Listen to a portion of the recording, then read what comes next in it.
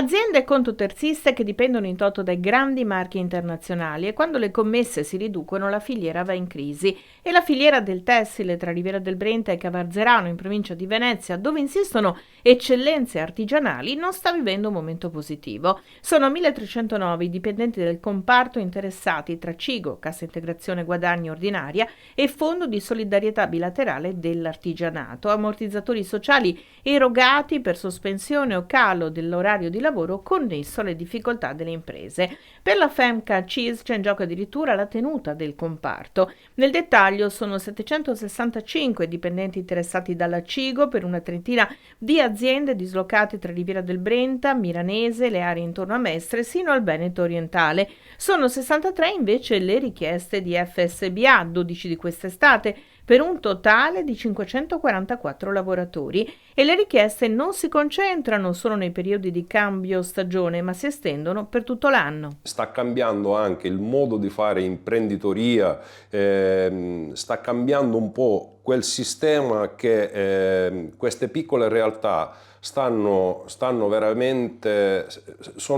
messe a rischio e di conseguenza, avendo un ammortizzatore sociale che comunque è gestito dagli enti bilaterali, quindi ha una durata, la nostra preoccupazione si riversa proprio su queste piccole realtà. Quello che noi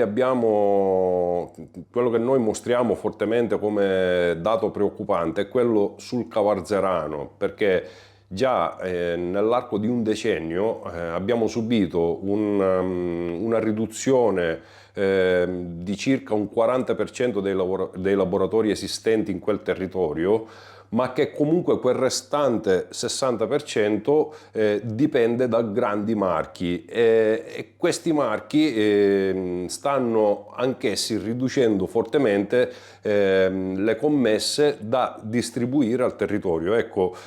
su questo noi siamo veramente preoccupati, quindi abbiamo intenzione come Femca CISL di chiedere un incontro col primo cittadino, col sindaco, per capire quali saranno le strategie future per quanto riguarda soprattutto il territorio cavarzerano, perché vogliamo ricordare che il comparto del tessile nasce proprio in quel territorio.